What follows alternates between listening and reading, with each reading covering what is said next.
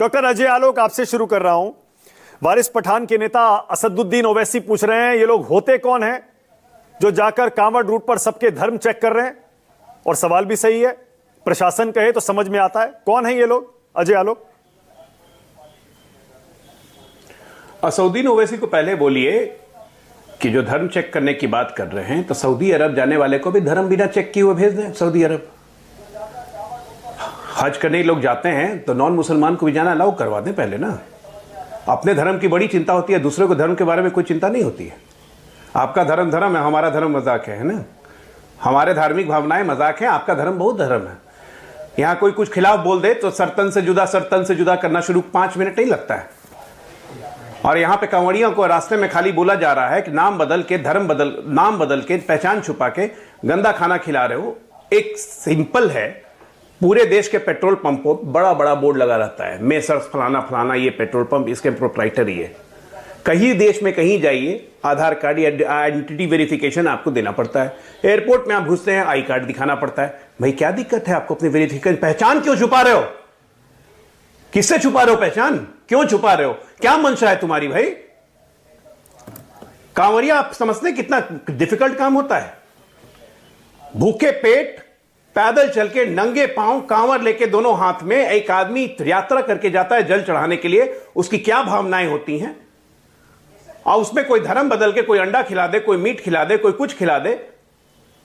यह पूछना भी इस देश में पाप है क्या?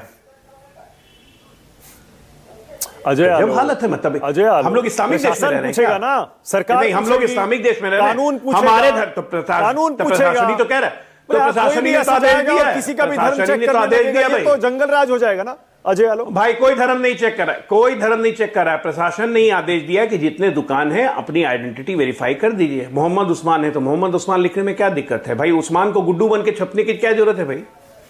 अब आलोक शर्मा जी बड़े प्रेम से हंस रहे हैं। अब इनके घर में मान लीजिए ये बिल्कुल वेजिटेरियन है, शाकाहारी है, मैं जानता हूं, दिन में 3 लीटर दूध पीते हैं। अब इनके घर में दूध पहुंचाने वाला मान लीजिए उसमें कुछ डाल दे तो कैसा लगेगा इनको? अच्छा तो नहीं लगेगा। अपने घर में गायों को, मुसलमान को छूने भी नहीं देते हैं। यहां बैठ के आज गए डिबेट करने के लिए। पूछ लीजिए जरा इनके ग्वाला इनके यहाँ क्या मुसलमान को ही रखे हुए गाय का दूध दुहने के लिए? लेकिन आके हंसेंगे जरूर टीवी पे, अब बकवास जरूर करेंगे। अरे सिंपल लॉजिक है यार। Why you are hiding your identity? क्यों अपना पहचान क्यों छुपाना है? अजय आपने जवाब घर से बताओ। आपको कोई मानव गुप्ता जाते हैं, मानव गुप्ता अपना आई कार्ड दिखाते हैं कि नहीं दिखाते? फिर पूछ रहा हूं, प्रशासन पूछेगा ना अजय आलोक? कोई भी ऐसे उठेगा और जाके किसी का भी धर्म चेक करने लगेगा? भाई प्रशासन का एक कानूनी, एक संवैधानिक एक होता है ना, संविधान के तहत होता है प्रशासन। सरकार होती है, जनता चुनती है, उनके पास हक है। गाइडलाइन जारी करिए, नियम बनाइए, कानून लागू करवाइए। पुलिस जाए, प्रशासन के लोग जाएं, एफएसडीए के लोग जाएं। मैं आपके चैनल पे एक बात बहुत सख्ती से बता रहा हूं। हाँ। ये एक्स्ट्रा विजिलेंटे कोई बनेंगे ना, हिंदू एक्स्ट्रा विजिलेंटे, तो उनको प्रशासन डंडे से मारेगा। अगर कोई ऐसे हरकत कर रहा है तो प्रशासन उनकी देखभाल अच्छी तरह से उत्तर प्रदेश में कर रहा है, उसकी चिंता आप मत कीजिए।